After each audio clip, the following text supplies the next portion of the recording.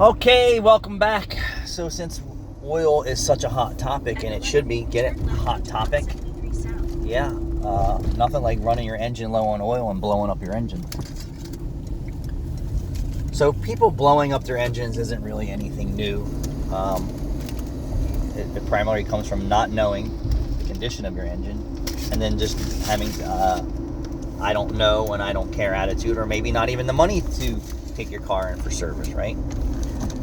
So one courtesy thing that I do every time that someone comes in for an oil change, and I don't check it for other services, I probably should, is when they come in for an oil change, I need to do a health check, right? No different than when you go to the doctors.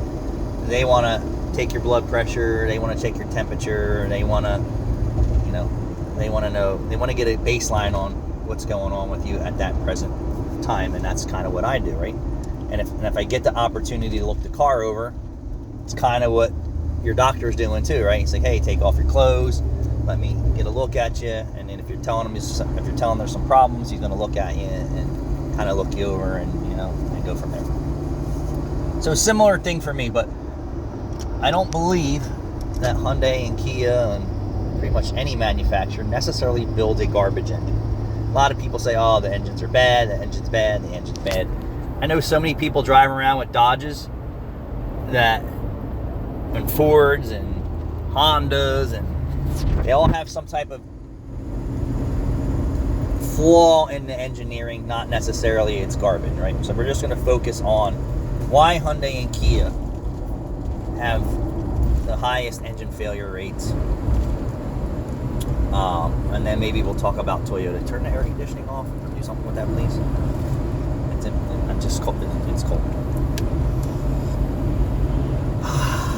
It comes from the dealerships and the manufacturers and the maintenance required and the oil change interval recommendations and your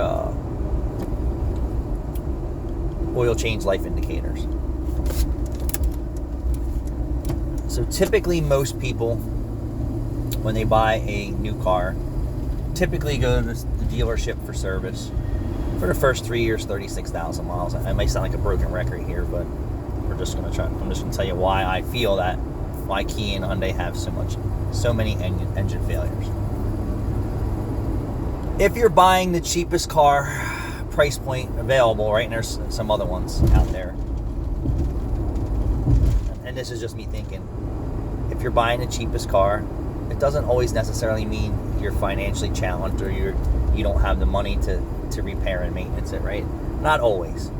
But typically, when I really didn't have any money, I'm just going to give you an example. I would eat at Taco Bell, and this is going back, many, many years when Taco Bell, you could get a taco for 15 cents. I don't think they were 15 cents. 25 cents. It may have even been 30 cents. Yeah. Regardless, right? That would have been here. I wasn't going to what was a popular restaurant. So I lived in New Jersey in Williamstown. I wasn't going to the Library 4, which was a popular steakhouse. I wasn't going to Cavanaugh's, which was a high scale place to dine in Washington Township, because my budget didn't allow for that, right? So I went for the cheapest place that I could eat when I was, making my way in the world. And I think people their behavior is similar, right? I can't afford a Mercedes, I can't afford a BMW, I can't afford their maintenance, so let me get a new car that I can afford. And we're just going to go back to the 80s, like the Plymouth Horizon or the Aries K car or something like that, a car that was like 7,000 or 8,000 brand new. So they couldn't afford a better engineered vehicle or a nicer vehicle. This is what they could afford, and this is what they had to deal with, right? And then Daewoo, and which way are we going? To New York. New York. So you buy these cheaper vehicles, right? And then you don't maintain them because you don't have the budget to maintain them, or you're not educated on how to maintain them. And how many people are seeing Aries K cars on the roads, or Dodge Omnis, or Chevettes? I mean, let's just talk about it. If those customers took care of those vehicles, they'd still be on the road today. I mean, they are here. You follow me? Mm-hmm. We took care of it. And then lifestyles change and things change throughout the world. So we're saying Kia and Hyundai probably now that since everything's changed, they probably have an equivalency to your entry level vehicle, which is now today, present current date, about $24,000. Base. Yeah. Base, right? Base vehicle's about $24,000. So that appeals to, you know, a lot of people, and it's a stylish, it's a nice car, it's new. And then you have the 10-year, 100,000-mile warranty, right? So this is where I said the I don't give a fuck attitude about people, how they take care of their cars. It's under warranty. You know, I have a 10-year, 100,000-mile warranty. They're going to replace my motor and transmission for free. Well, they are. So, and it's a multiplier, right? So the consumer who's not really educated and diverse in maintenance or has the extra money to maintenance the car strict or at all. They see the oil life indicator come on, say at, I don't even know what a Hyundai and Kia is anymore. We'll just say generalization, 5,000 to 6,000 miles. And this is a new car, and the customer is actually at my shop, right? So brand new car, 5,000 to 6,000 miles, even 8,000 miles. I'm looking at this car. I'm trying to learn this vehicle, and every engine's different, every driver is different, every situation is different, every circumstance is different. April has big boobs. Yeah. Some people don't have big boobs. Some people have blonde hair, blue hair. It's all different situations. I have documented brand new vehicles. Even the Tesla that we purchased had no coolant in the coolant bottle at the time of delivery. Now, there was probably some coolant in the system. There wasn't enough in the reservoir, right? And that reservoir has cooling capacity. I've had brand new vehicles where the coolant bottle was down below minimum, trickling at the bottom of that car, as low as 6,000 miles. Typically, I don't see oil consumption in vehicles at this mileage, but if I get the opportunity to follow along with this customer, if that engine is that way, right, from design, like it's using coolant from day one and its first maintenance inspection, it's low on coolant, the oil's really dirty, right? Typically those situations don't go away. That's a flaw in how the vehicle is put together. So if the customer continues to drive past the oil life indicator or the maintenance required light, right, that coolant isn't going to add itself, and the engine isn't going to clean itself. The oil's not going to clean itself. So the longer they go, the problems become a multiplier faster. Documented that this is going on in current model vehicles, using coolant right from day one, and dark oil conditions on the first oil change, dark oil conditions on the second oil change, third oil change, whatever. But Kia and Hyundai are, you know, the customer really not having the money to maintenance it properly. The oil life indicator light comes on, it doesn't come on, it's turned off, whatever the excuse is, right? Their mechanic's not putting the oil sticker in there. The oil sticker says this, and human nature is, okay, well, let's push it, right? And then we just had a popular YouTuber say, yeah, well, trust your maintenance required light or your oil life indicator or all that stuff. And I'm telling you, if you don't know what you have, you're asking for a bomb to go off under your hood. So with Kia and Hyundai, so we're going to say they're not educating their consumers. They may be not the maintenance-minded consumer. Then you give them the warm, fuzzy feeling that, hey, if your engine blows up within 100,000 miles, we'll replace it for free. Okay, well, now you just took, well, I don't need to be educated about this vehicle out. I don't need to know if it's burning oil or not burning oil. I don't need to know if it has antifreeze in it or not. I don't need to go in and follow the oil change interval indicator when it says 10% or 15% or no percent. And you know I mean, trip indicators that I see that are negative thousands of miles past the oil change. Even some of my regular customers, like, I'll write an oil change sticker for 3,000 miles. I'll come back and they'll have 10,000 miles past the sticker, Well, I already rode it for 3, so it's 13,000 miles of driving since I've changed that oil. And of course, that engine has oil consumption, right? So then the dealerships give them that false impression that everything's going to be fine if your engine fails up to 100,000 miles. Those particular drivers or consumers of that product aren't maintenance-minded people or not educated in, the changes in engine design, because we know for a fact that they're coming off the assembly lines using coolant and with very dark oil because of the harsh conditions that are going inside of the engine.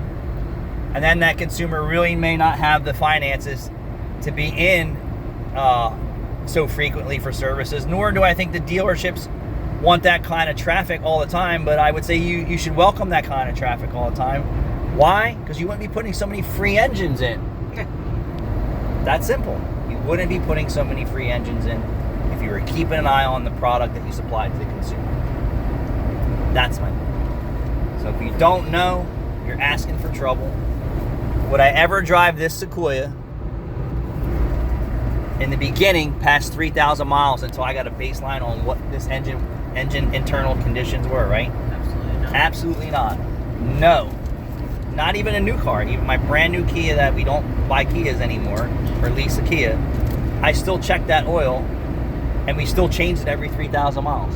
Now, we may have went past 3,000 miles a little bit, but me being in tune with that vehicle already from day one, I already knew that the way that engine performed and everything that went on with it, that I could go 5,000 miles if I needed to without having to worry about that engine not having enough engine oil in it before it blew up, or being so contaminated and dark that it's bypassing the filter and can no longer hold contamination in suspension, which is why your engine oil changes colors. So, I'm not picking on people out there like from Kia or Hyundai. I see it in BMW people too. Why do you think the person who buys a used BMW or Mercedes secondhand buys all the nightmares? Yeah. Because they don't fix anything. They drive it until the lease is up. You're lucky that they actually even change the air filter or cabin air filter. And I pull cabin filters out of people's cars every day that have never been changed. Never. So Kia and Hyundai, if they want to actually fix their problems, they need to educate their consumer on how to maintain their engines and get them back in the shop sooner than later and learn that driving habit behavior, at least for the first owner. And then if they sell a pre-owned car, they have to kind of get a gauge on it. And sometimes we don't know. Like I get a pre-owned car in for recondition work. I can't tell you if that car has oil consumption. Sometimes the oil's already changed when I get it. Sometimes it's not. I can't catch it all. But yeah, that's the biggest thing right now is there's a plague of vehicles out here now. And I bet you if we pulled over 100 vehicles out here that haven't just had an oil change, you're going to find the engine oil is low. I bet money on that. If we could get someone to do a test and say, if you had a fresh oil change within 100 miles, right, hopefully they actually filled the oil, and then we just wave them on, and then you get somebody that's been driving, that's had their engine oil for 5,000 or 6,000 miles or 10,000 miles, and you pull their oil stick out, it's going to be low, it's going to be dirty. Yeah. I'm going to bet you on that. And that's why you have so much engine failure in Kia and Hyundai. Now Toyota and Lexus are next on the line here. I'm going to tell you, I would say if they weren't telling their customers to go 8,000-10,000 miles on oil, that they wouldn't have so many bottom end failures. Now somebody's going to challenge that and say, oh well, the tolerances and this and that and blah blah blah blah blah blah blah. If the tolerance of the engines were that bad, those engines would have grenaded within the first 10,000 miles. So stretching the oil past 10,000 miles or 8,000 miles, Toyota is now eating what they were preaching. Right. That's for sure. So now they're doing bottom ends and motors for free because they're telling their consumers to trust your oil life indicator. Honda too. Ford too. I would rather have a customer in more often than me have to tell them that they need a new engine. And then they go, well, why? I followed your oil change practices, right? Well, you told me to come in every 8 to 10,000 miles. And the easiest way to bypass all that for them is, we'll do it for free. We'll do it for free. We'll do it for free. And then once you get it done for free, then it's going to last at least that long, right? And typically you may or may not have a sour taste in your mouth, just like the Hyundai or Kia that was in my shop with a brand new long block with so many wrong things done to a new engine job that they're like, yeah, I'm just going to trade this thing in. Yeah, the consumer doesn't trust that product anymore. Right. But it wasn't only just the manufacturer's fault. It was the operator and the owner's fault as well. So would I ever buy a pre-owned car and not check the oil at 3,000 miles? Never. Never. You need to get a baseline on it, no different than your doctor, on what's going on.